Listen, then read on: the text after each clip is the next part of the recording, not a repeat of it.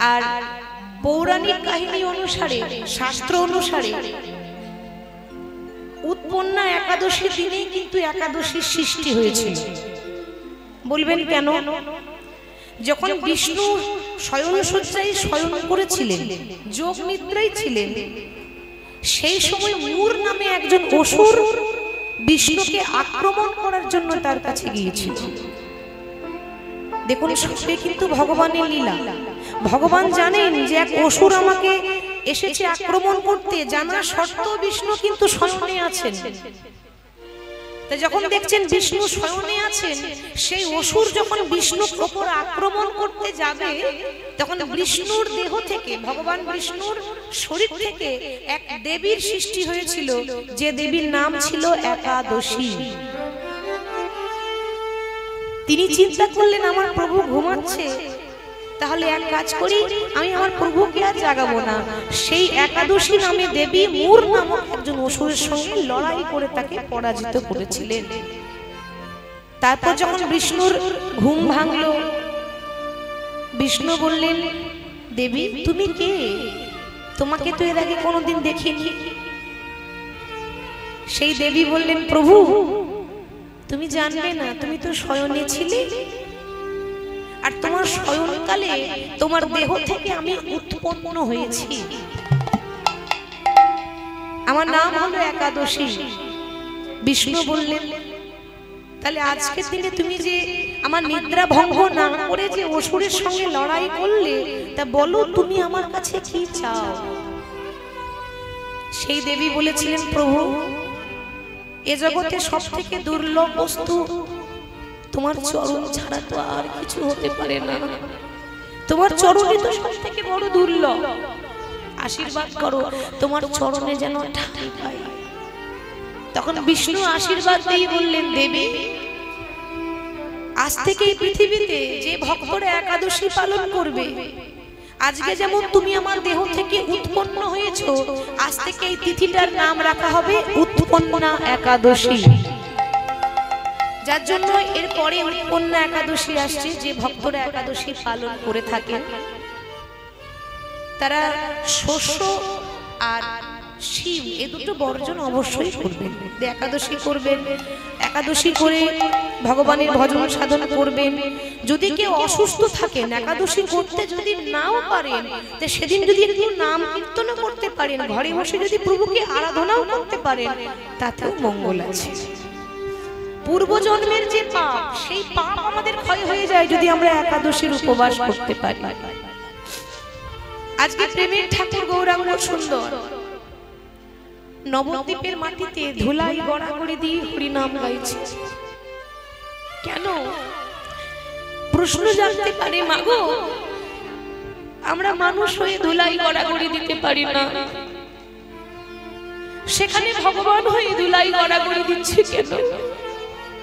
এই ধুলার মধ্যে কি এমন আছে যে পতিত পাবন গৌরাঙ্গ সুন্দর ধুলাই গড়াগড়ি দেয়?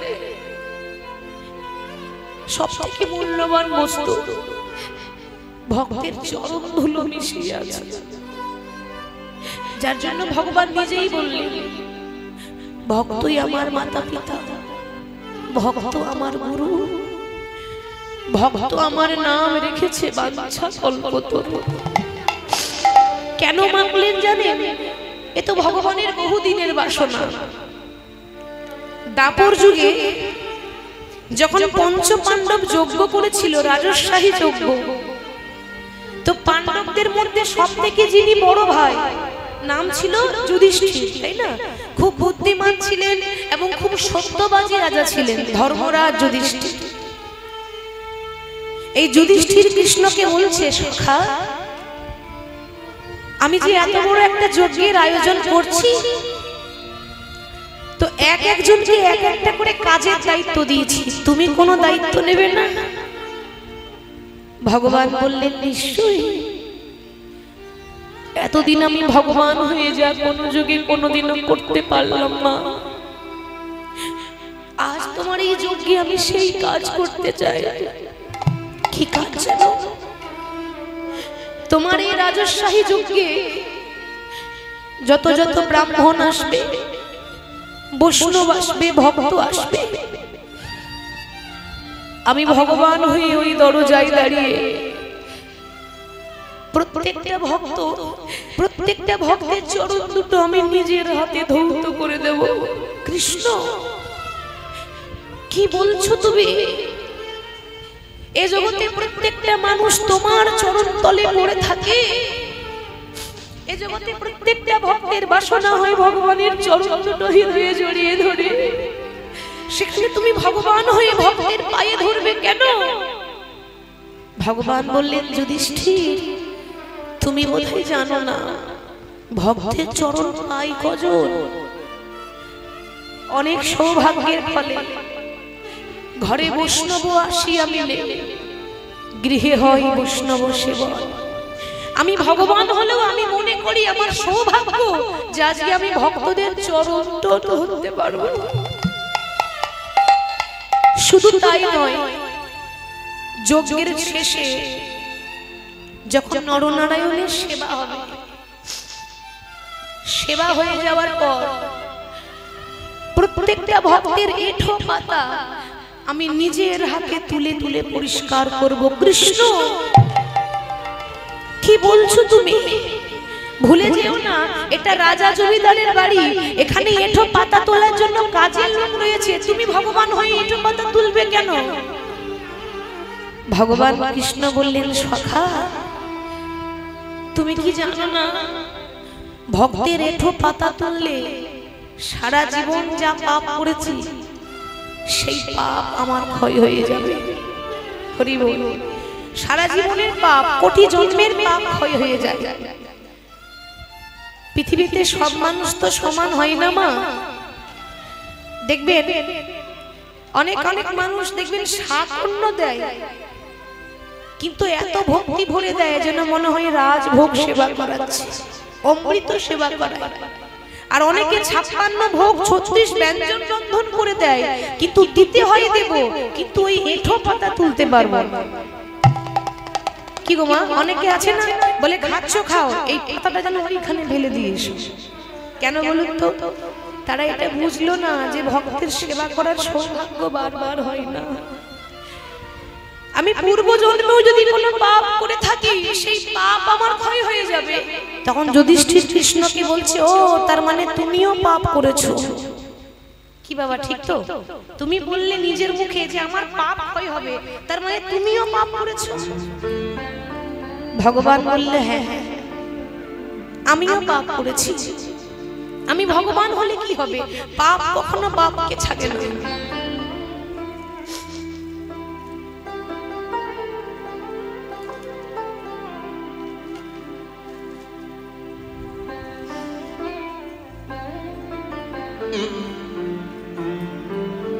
পাপ কখনো বাপকে ছাড়ে না। আমি যখন ত্রেতা যুগে রামচন্দ্র ছিলাম, আমি আমার সীতাকে উদ্ধার করতে গিয়ে আমি আমার পরম ভক্ত, যাকে জগতে সবাই খারাপ বলে, যাকে জগতে সবাই বলে অত্যাচারী, পাপাচারী, দুরাচারী, কামাচারী, যার নাম রাবণ, তার মতো বড় ভক্ত গোটা রামায়ণে নেই। আমি আমার সীতাকে উদ্ধার করতে গিয়ে আমি রাবণকে বধ করেছি। আর বাবা, রাবণ ছিল ব্রাহ্মণের ছেলে, তাহলে ব্রহ্ম হত্যা মহাপাপ। তাহলে রাবণকে বধ করেছে মানে ব্রহ্ম হত্যা করেছে, সেই এক পাপ। আমি আবার যখন দাপর যুগে কৃষ্ণ হলাম, তখন আমি একটা নারীকে বধ করেছিলাম। সে নারীটির নাম হলো পুতনা। পুতনা রাক্ষসী, করেনি মা? তাহলে ভগবান নারী হত্যা করেছে, নারী হত্যা মহাপাপ। তাহলে ভগবান বললেন যে আমি ভগবান হলেও আমার পাপের ফল আমাকে ভোগ করতেই হবে। যার জন্য আমার ইচ্ছা আছে তোমার এই যজ্ঞে যত যত বৈষ্ণব আসছে, প্রত্যেকটা বৈষ্ণবের চরণ দুটো আমি জড়িয়ে ধরবো আর বৈষ্ণবের চরণ দুটো ধোয়াইয়ে দেব। তাই হলো, যজ্ঞ শুরু হয়ে গেল। এবার দরজায় যত ব্রাহ্মণ আসছে, বৈষ্ণব আসছে, ভগবান আমার দিনহীন কাঙাল হয়ে দরজায় বসে যারা ভেতরে প্রবেশ করছে তাদের চরণ দুটো বক্ষ মাঝে জড়িয়ে ধরে বক্ষ মাঝে জড়িয়ে ধরে মনে মনে চিন্তা করছে, হায় রে, এ জগতের ভক্তরা আমার চরণ প্রতিদিন জড়িয়ে ধরে, কিন্তু আমার কখনো সৌভাগ্য হয় না। আজ যখন সুযোগ পেয়েছি, আমি আমার ভক্তের চরণ ছাড়তে চাই না। এক একটা ভক্তের চরণ যখন নয়ন জলে ধোয়াই দেয়, প্রত্যেকটা ভক্ত যখন চলে এলো, সবার শেষে আসছে একজন, যিনি হলেন স্বর্গ মধ্য পাতাল এই ত্রিভুবনের শ্রেষ্ঠ বৈষ্ণব। তার নাম কি বাবা? ভোলানাথ মহেশ্বর। তার মতো বড় যোগী আর কেউ নাই। আমরা অনেকে প্রশ্ন করি যে মাগো, শিব ঠাকুর যদি বৈষ্ণবী হবে তাহলে শিবের গলায় তুলসীর মালা নেই কেন? কোথায় তুলসীর মালা পড়ে শিব ঠাকুর? শিব যদি বৈষ্ণব হবে, শিবের কপালে তিলক নেই কেন? কেমন বৈষ্ণব তিনি?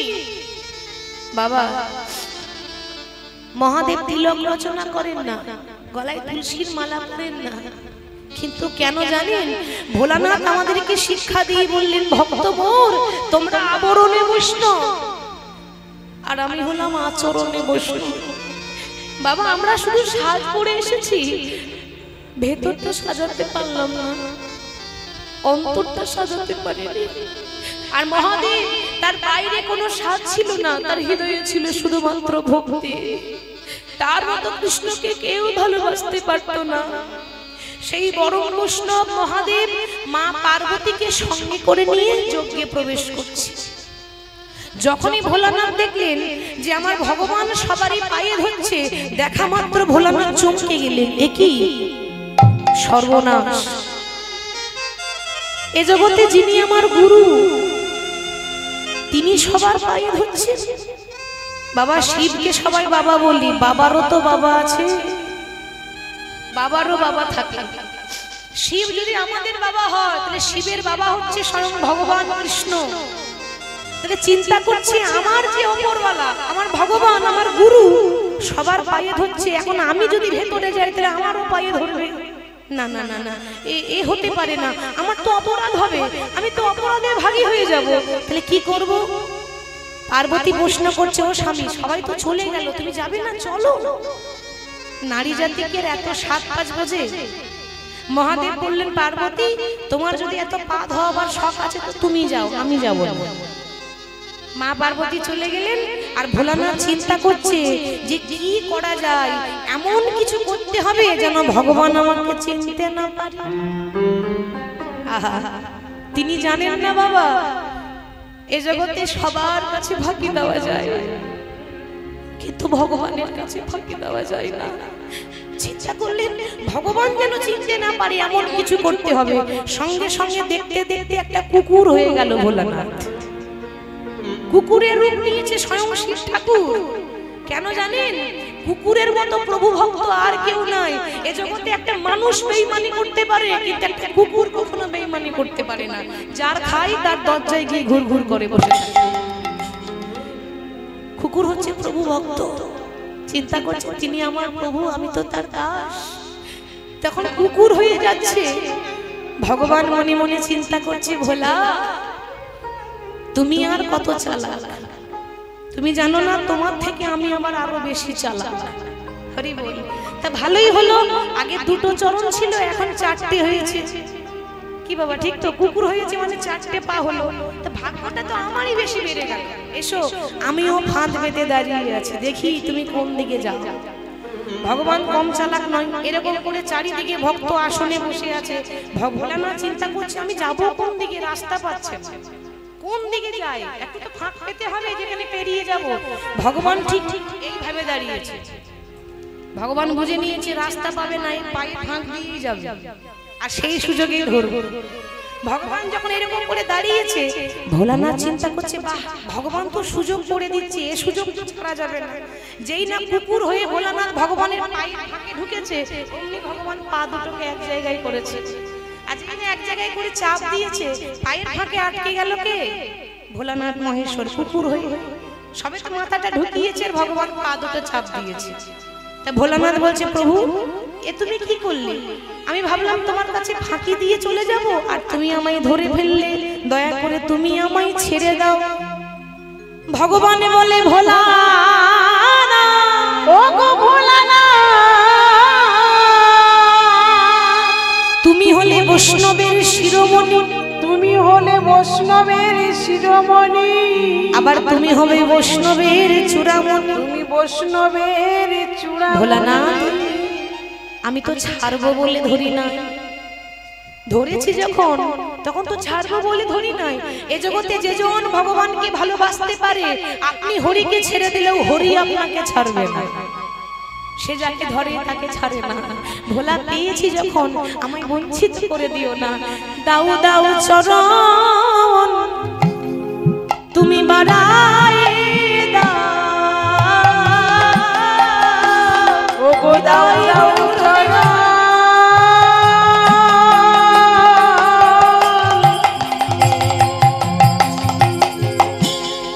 চরণে বাড়া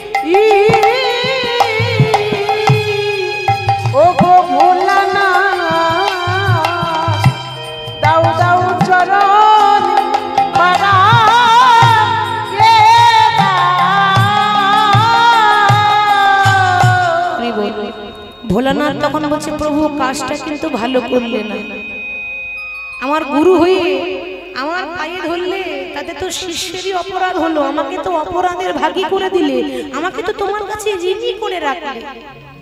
আমি জানি এ যুগে তোমার এই ঋণ শোধ করতে পারবো না, তবে তোমার এই ঋণ শোধ করব কোন দিন জানো? কোন দিনই জানো?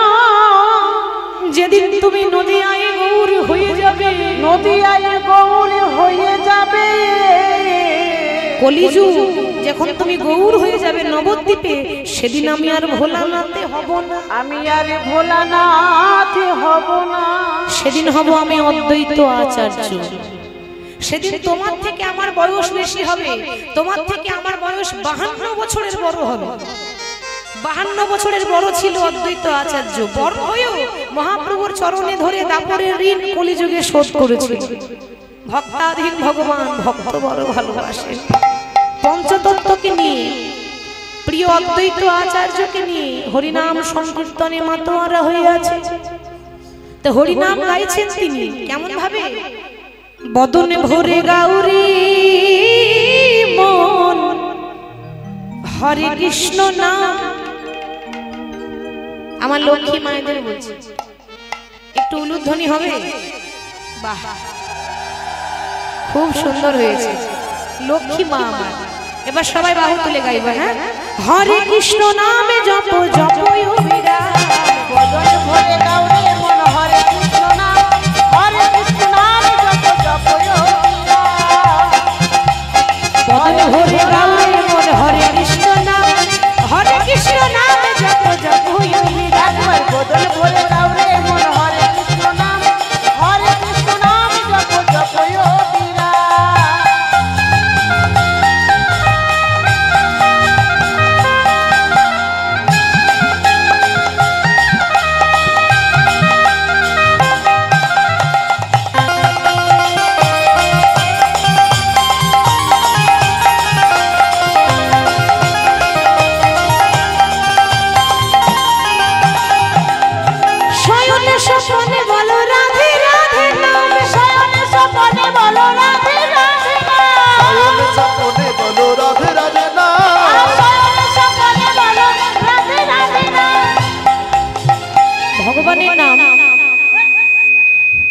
ভগবানের নাম একটু পাতলা করুন, এটা বেশ বেশি হচ্ছে, পাতলা করুন জনিতাই।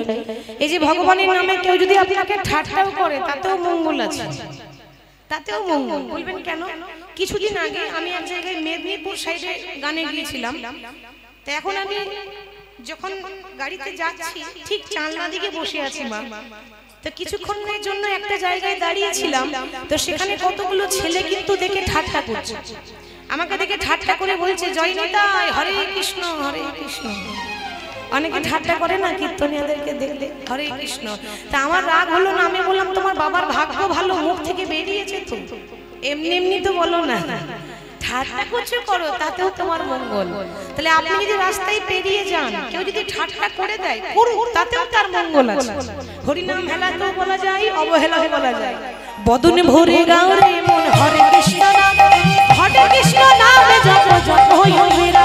বদনে ভরে গাও রে মন হরে কৃষ্ণ নাম, হরে কৃষ্ণ নামে জপ জপ হই হইরা। বদনে ভরে গাও রে মন হরে কৃষ্ণ নাম, হরে কৃষ্ণ নামে জপ জপ হই হইরা।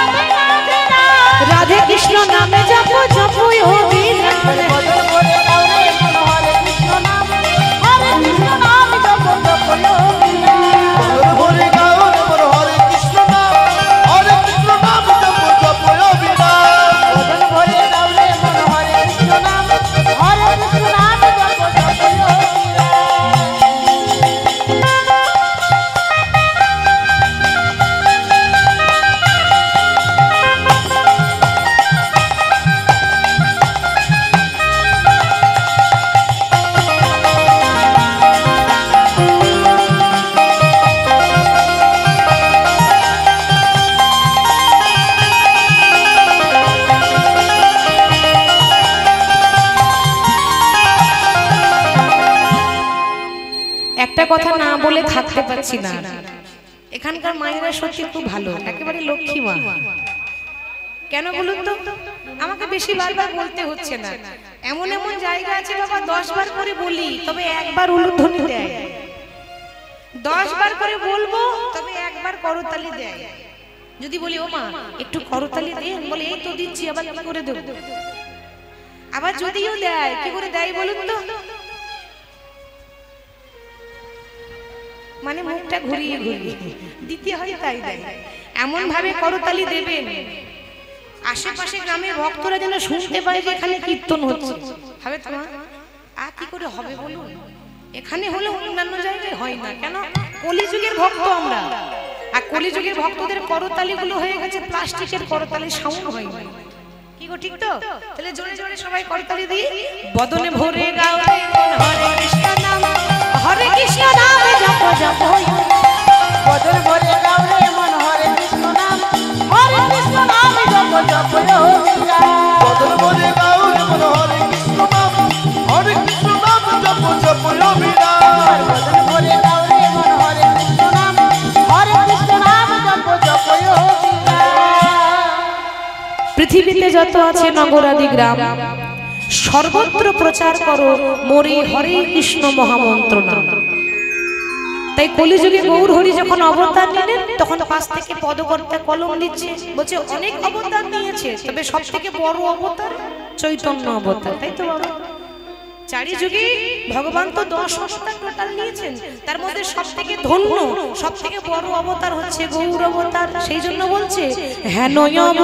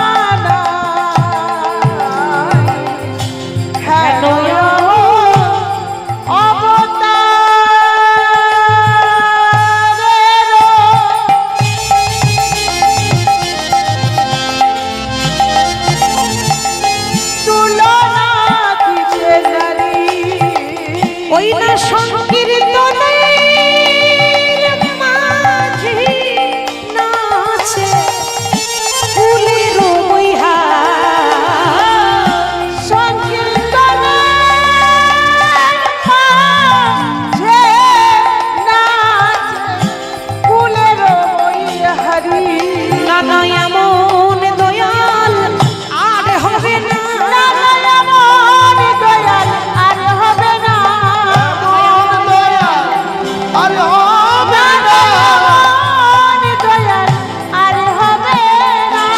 যেচে যেচে নামে বিলায়ে দেয় এমন দয়াল আর হবে না সেধে যেচে নাম বিলায়ে দেয় এমন দয়াল আর হবে না সে তো যেচে যেচে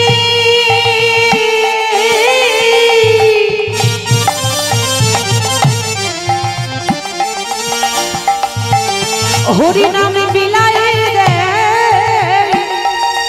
এমন দয়াল আর হবে না সে তো সেধে যেচে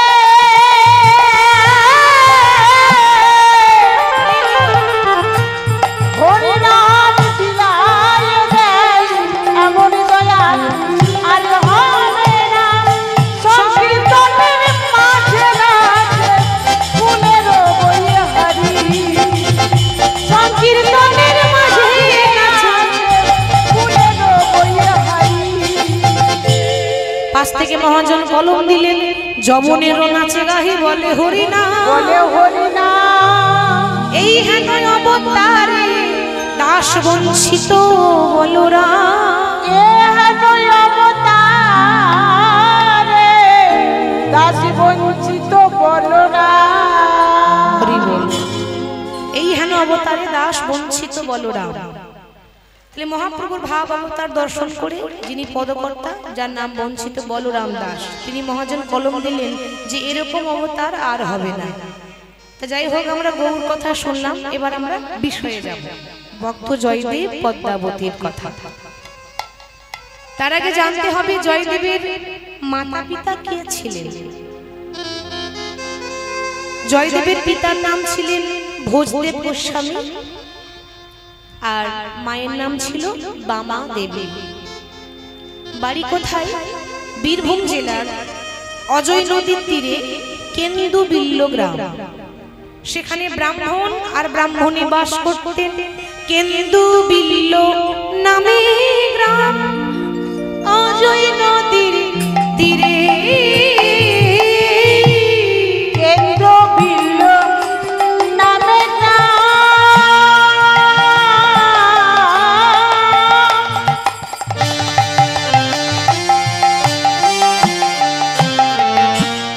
অজয় নদীর তীরে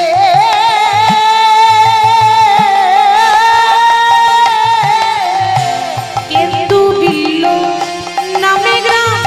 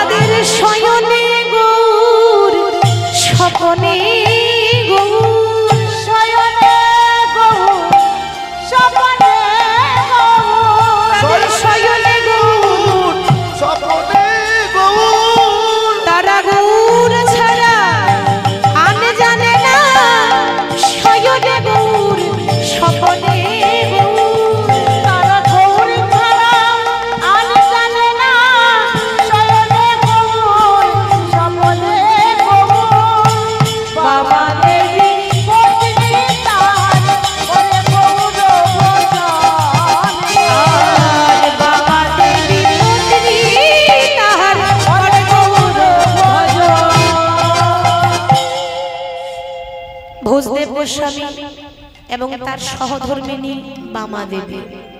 মায়েরা, আমি কিন্তু একবারও স্ত্রী বলিনি, আমি বললাম সহধর্মিণী।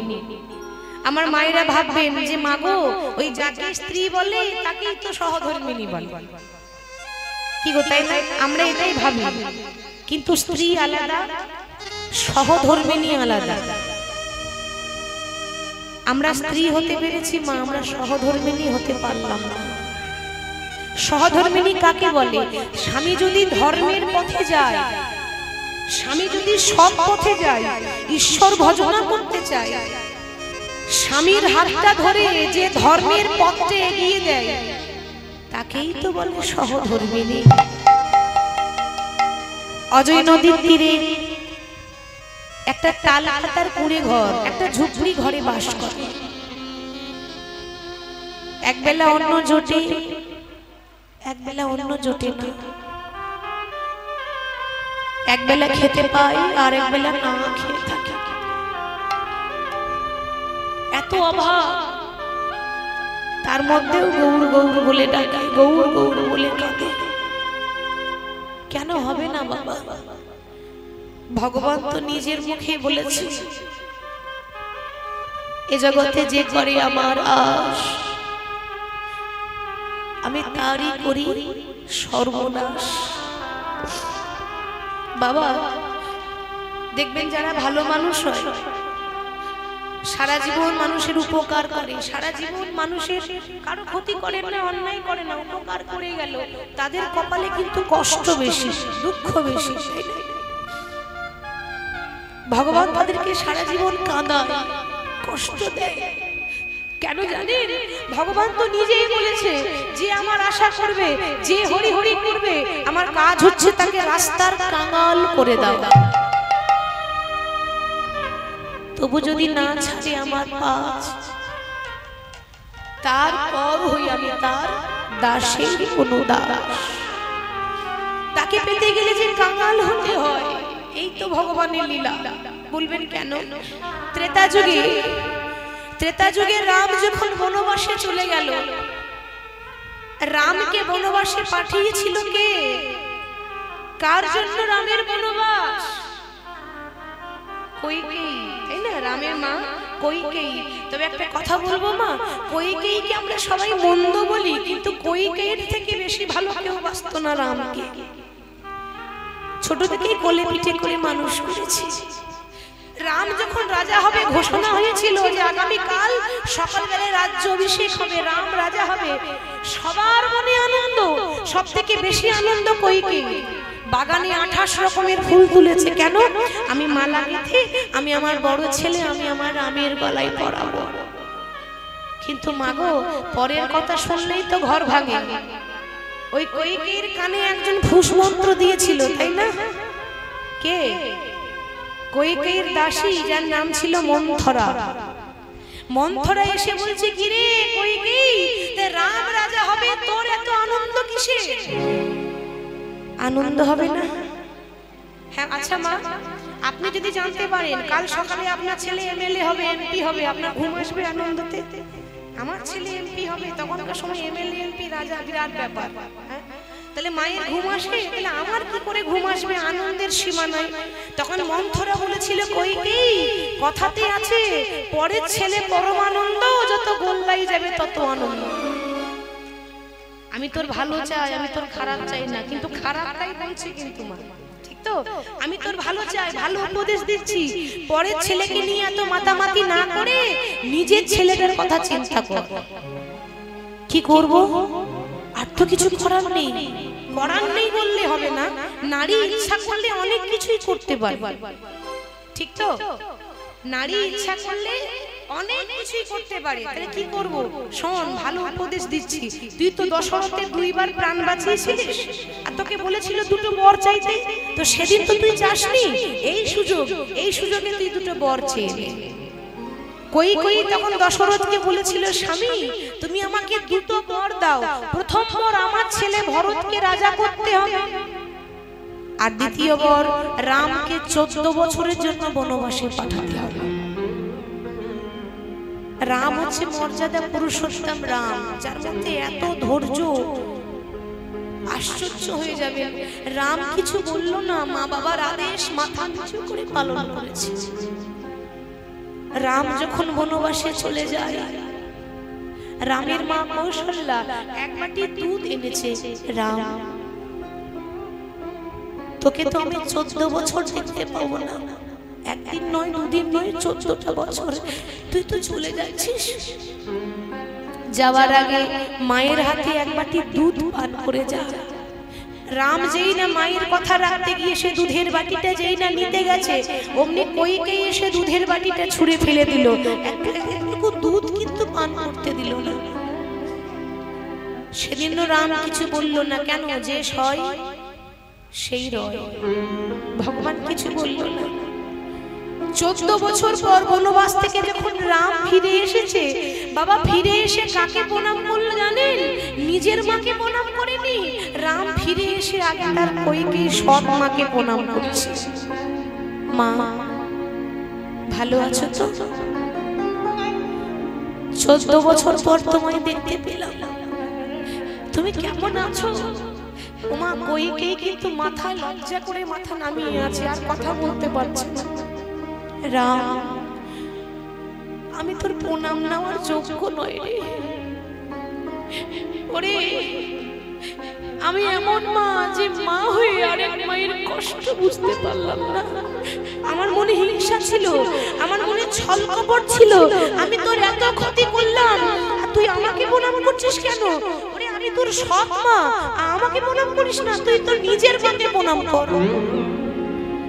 রাম তখন বলেছিল, মা গো, পৃথিবীতে মানুষ দুই রকমের হয়, একটা অসৎ, একটা সৎ। অসৎ মানে কি? খারাপ, আর সৎ মানে ভালো। তুমি আমার ভালো মা, ওই জন্য তো তুমি আমার সৎ মা। রামের কথা শুনে কইকেয়ীর চোখ দিয়ে জল পড়ছে। রাম, ধন্য হয়ে গেল তোর মা। তোর মতো সন্তান যদি আমার গর্ভে জন্ম নিত না, আমার নারী জন্মটা সার্থক হয়ে যেত। রাম বললেন, মা তথাস্তু।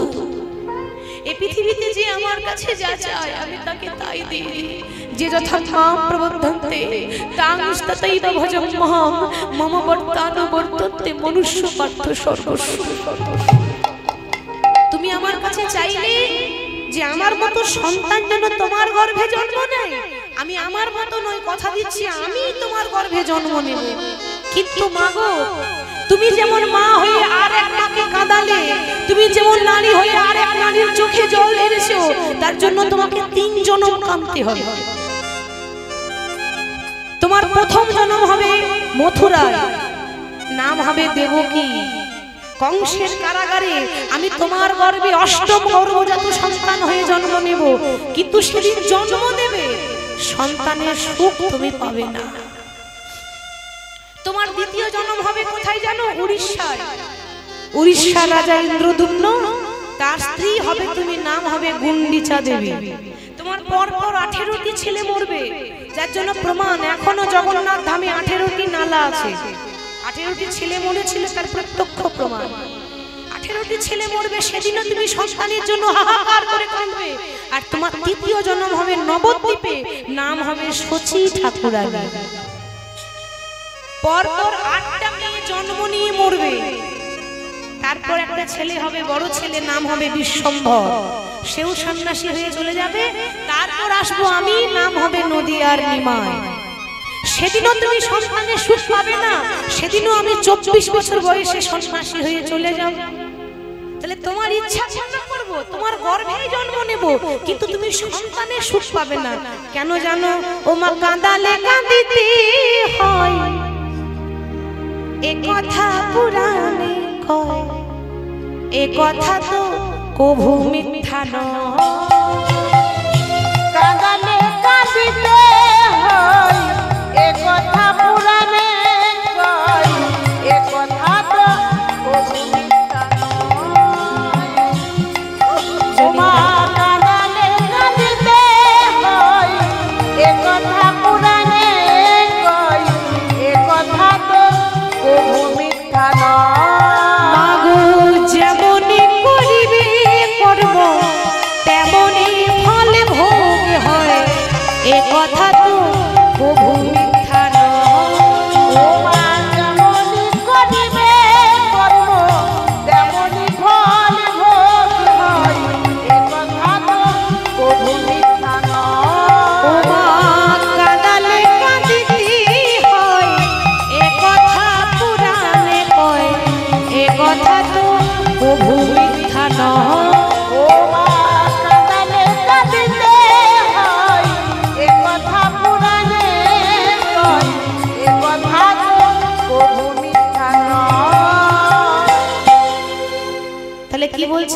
কাঁদালে কাঁদিতে হয়।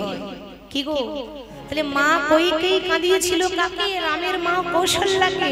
যে মা হয়ে আরেক মায়ের কষ্ট বোঝে না, যে নারী হয়ে আরেক নারীর দুঃখ বোঝে না, সে তো নারীর নামেই কলঙ্ক। তার জন্য তোমাকে কাঁদতে হচ্ছে। রে বাবা, কথা হলো গিয়ে জন্ম হোক যেথা সেথা, কর্ম ভালো চাই। কে কোন বংশে জন্ম নেবে ভগবান সেটা দেখবেন।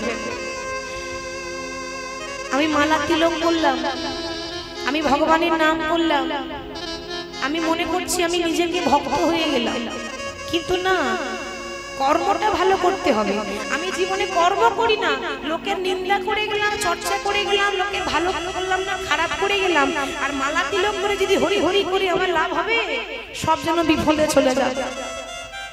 তাহলে বাবা, ওই ভোজদেব গোস্বামী আর বামা দেবী একটা ছোট্ট ঝুপড়িতে থাকে, তারা ছোট্ট একটা কুঁড়ে ঘরে বাস করে। তাদের দুঃখ কি জানেন? একটাই দুঃখ।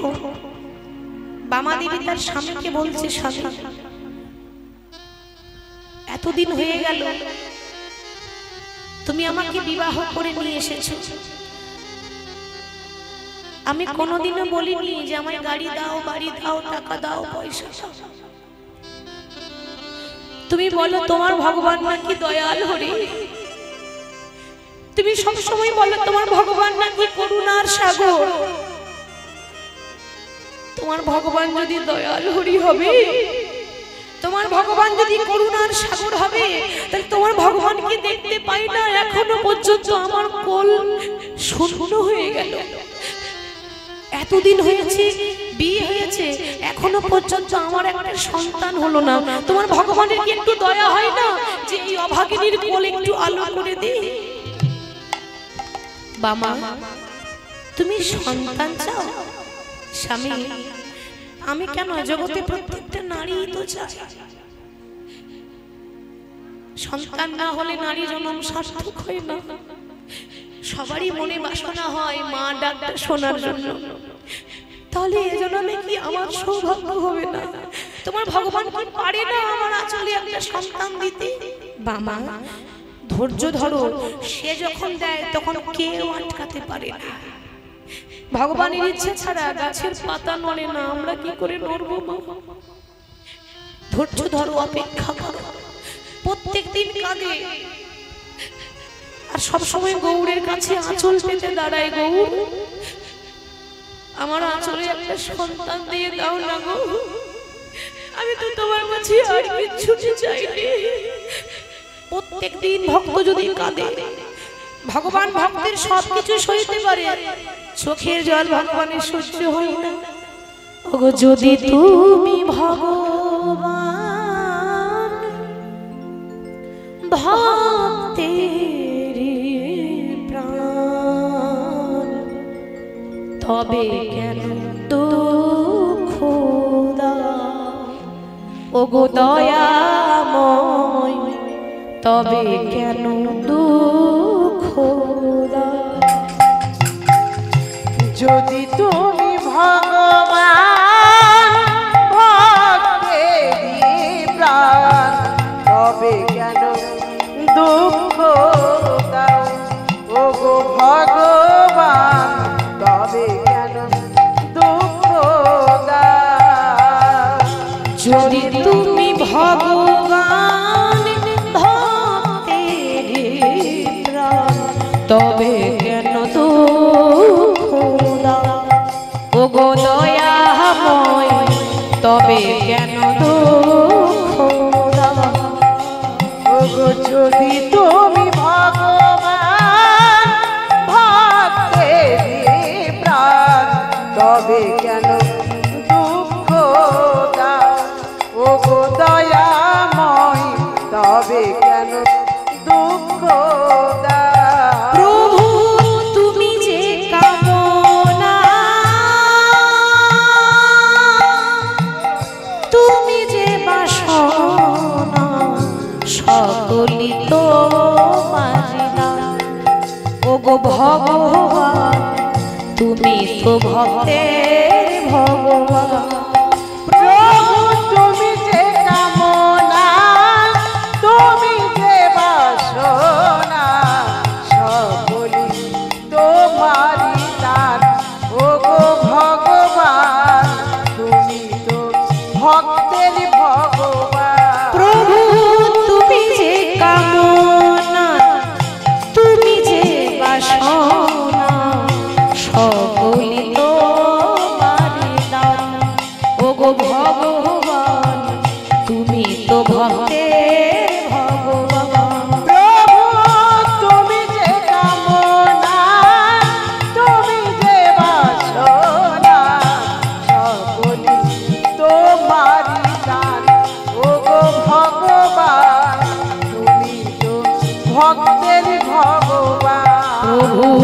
যদি তুমি ভগবান ভক্তের প্রাণ তবে কেন দুঃখ দাও ওগো দয়াময় তবে কেন দুঃখ দাও যদি তুমি ভক্তের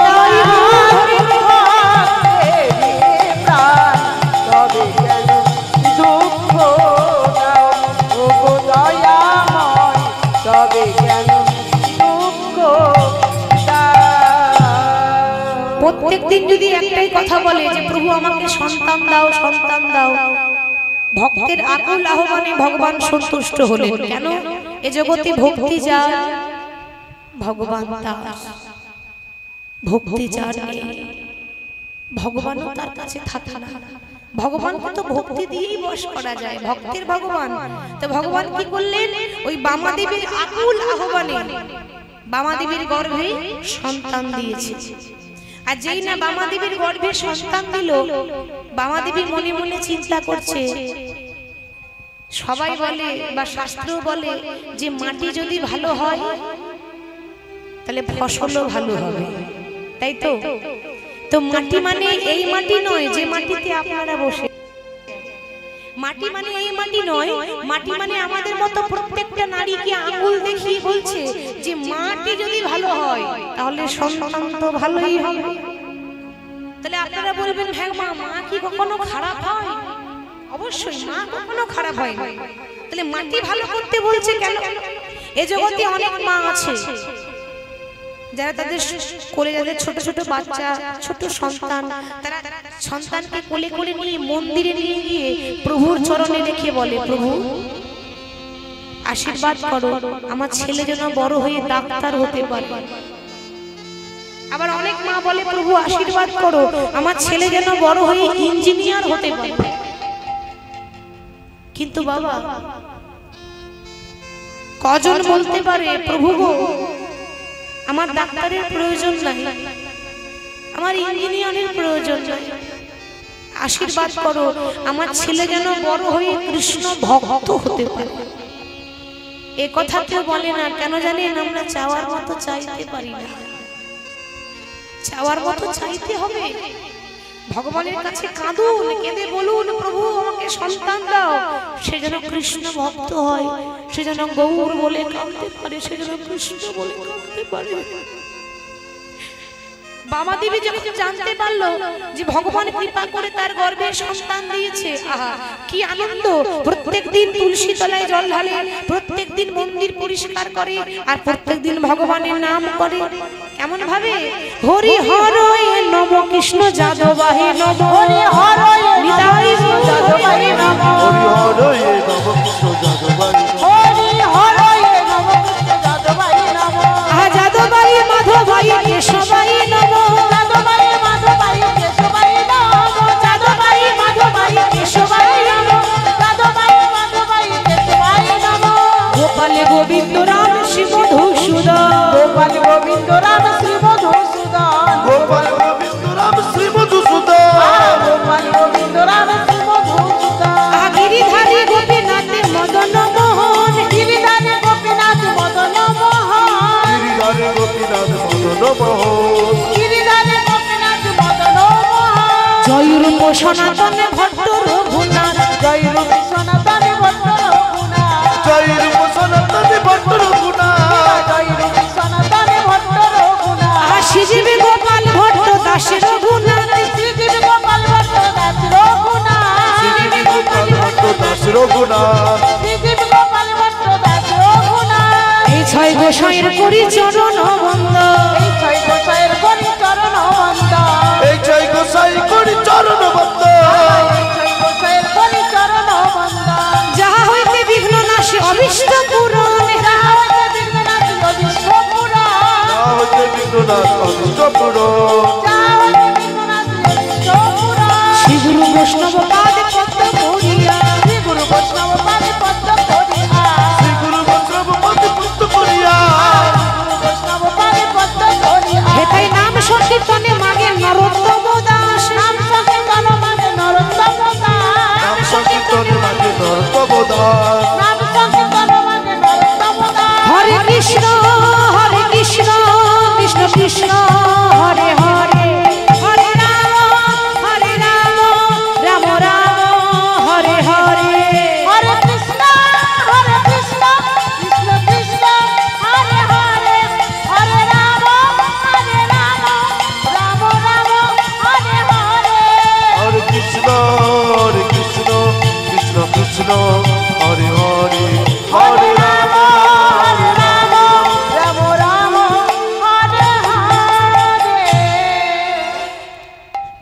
10 মাস 10 দিন গর্ভ পূর্ণ হলো। 10 মাস 10 দিন যেই না গর্ভ পূর্ণ হয়েছে অমনি তাদের ঘরে কিন্তু পুত্র সন্তানের জন্ম হয়েছে। ওমা, এতদিন পর, এত বছর পর সন্তান হয়েছে, তাও বা ছেলে হয়েছে, আনন্দ হবে না? আনন্দ হবারই কথা, তাই না? সেই দুঃখিনী মায়ের কোল আলো করে যখন সন্তান জন্ম নিল, কি আনন্দ! এত আনন্দ বর্ণনা করা যায় না। আজ দেখুন গোটা গ্রামবাসী আনন্দ, তাদের দুঃখের সংসারে দুঃখ ঘুচে গেল। শোভাটি কেমন হয়েছে?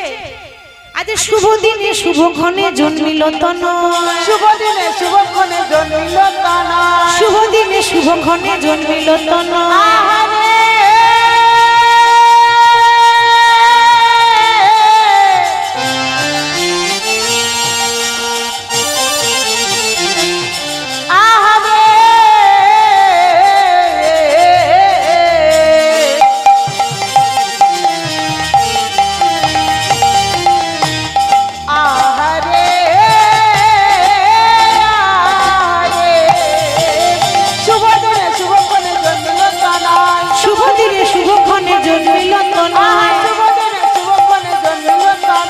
সন্তানের বদন হেরে আনন্দিতময়, সন্তানের বদন হেরে আনন্দিতময়, সন্তানের বদনে আনন্দিতময়, সন্তানের বদন হেরে আনন্দিতময়। তাদের আনন্দ ধরে না, আনন্দ ধরে না, আনন্দ ধরে না, আনন্দ ধরে না, তাদের আনন্দ ধরে না। সন্তানের বদন হেরে আনন্দ ধরে না, বলি সন্তানের বদন হেরে আনন্দ ধরে না, সন্তানের বদন হেরে আনন্দ ধরে না, সন্তানের বদনে আনন্দ ধরে না। পুত্রের বদন হেরে আনন্দিত মন, পুত্রের বদন হেরে আনন্দিত মন, পুত্রের বদন হেরে আনন্দিত মন। সন্তানের বদন হেরে আনন্দ ধরছে না। মায়েরা তখনকার আনন্দ আর এখনকার আনন্দ অনেক মানে পার্থক্য আছে। বলবেন কেন? এখনকার দিনে যদি সন্তানের জন্মদিন হয়, কি গো, তাই না? জন্মদিন অন্নপ্রাশন যখনই করি, কি করি বলুন তো? সারাদিন ভালো মন্দ খাওয়া দাওয়া করি, তারপর সারা রাত তো পার্টি আছে, ওটা আলাদা কথা, তাই না? তারপর দুদিকে দুটো ডিজে বক্স লাগিয়ে আমরা গান শুরু করে দিই, ড্যান্স শুরু করে দিই, ছি ছি ছি রে ননি ছি, কি গো, তাই না? তখনকার তো ডিজে বক্স ছিল না, তাহলে তখনকার মানুষ কি আনন্দ করতো না? নিশ্চয়ই করতো। তখনকার মানুষ আনন্দ কি, ভালো কিছু হলেই, শুভ কিছু হলেই উলুধ্বনি আর হরিধ্বনি, যেমন আপনারা করছেন। বলতে হতো না, সবাই আনন্দে গাইতো। তাহলে আজকে সন্তানের জন্ম হয়েছে, তোমরা ইউলু ইউলু দাও গো, উলু ইউলু দাও গো, উলু উলু দাও গো, উলু ইউলু দাও গো, উলু উলু দাও গো, তোমরা ইউলু ইউলু দাও গো, উলু ইউলু দাও গো, উলু ইউলু দাও গো। উলু ইউলু দাও গো। আমার মায়েরা ভাবছে এ বারবার শুধু বলছে উলু দাও উলু দাও, উলু দিয়ে কি হবে? লাভ কিছু আছে নাকি এমনি এমনি দেব? মায়েরা শুনুন, যত উলুধ্বনি দেবেন তত আমাদের রায় ধনের কৃপা পাবেন। এখানে যত ধনী হবে তত ভগবান আপনাকে ধনী করবে। তাহলে ধনী হতে চান তো? ধনী মানে এ জগতে টাকা পয়সা ধনী নয়। যে জন কৃষ্ণ ধনে ধনী হয়েছে তার মতো ধনী আর কেউ নাই।